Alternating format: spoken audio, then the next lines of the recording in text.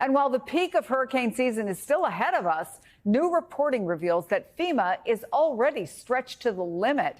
Roll Call reports that FEMA is phasing into what they call immediate needs funding mode, when they put non-life-threatening, life-saving activities on pause and they prioritize urgent recovery efforts.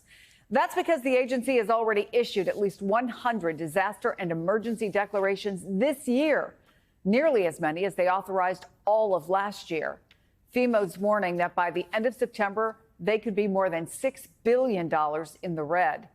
Here to discuss it, former FEMA Administrator Keg Fugate. It's good to see you again. Look, as of August, this country has weathered $25 billion in storm damage, extreme events. We're just now seeing hurricane season escalate. What does that mean in the weeks ahead?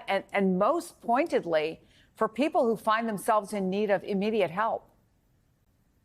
Well, what FEMA did was to make sure they did have money for future disasters. And really, when they go into immediate needs funding, which we had done in the Obama administration, they had actually done this in the Bush administration, is when funds get to a certain point, you stop doing permanent work from older disasters and you keep the remaining funds for the next disaster. Really focused on, as you say, life-saving, but also taking care of the families and other people that are applying for assistance in the aftermath of the storm. And what's key here is we're going into September, peak of hurricane season, but October 1st is also the start of a new fiscal year for the federal government. So FEMA is really trying to manage their funds based upon October 1st. Even with a continuing resolution, they get new money for disasters. The biggest problem right now is all of the work from all of the other disasters, including Hurricane Maria that had hit Puerto Rico, will have to stop if that work had not already started until FEMA gets additional funds. So Florida Senators Marco Rubio and Rick Scott pushed for more FEMA funding months ago because a more severe hurricane season was predicted. But the agency, as I said, is still facing a big deficit. Is the issue that, I don't know, there's not enough awareness of the urgency, not enough awareness of the role FEMA plays? Ask anybody who's been through a storm, and I've covered enough of them and talked to enough people who have, come through, but not without loss of homes and other things. I mean, are we going to have to reassess what FEMA needs, especially in the light of climate change? Well, I think the formulas that are used to build FEMA's budget need to be adjusted upward for these repeated catastrophic disasters.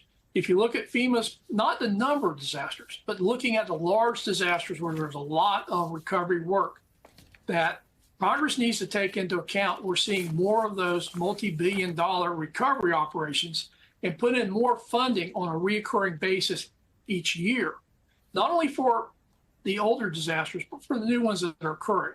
And I think, we always focus on the immediate response. FEMA's going to focus on search and rescue. They're going to focus on getting supplies in the area. They're going to focus on helping states pay for debris and other immediate costs. But the real problem here is if you got a fire station that got destroyed in a storm, a fire, an earthquake, and you haven't started work on that fire station, that project hasn't been approved, you can't replace that fire station until FEMA gets more money. I mean, that's one of the most obvious things. Are we seeing more, even from when you were in office, of one disaster following another in the same place? So they haven't recovered from one thing, and here comes the next. Well, it's certainly been something we've been seeing more of as we're seeing more active hurricane seasons, but also look at wildfires.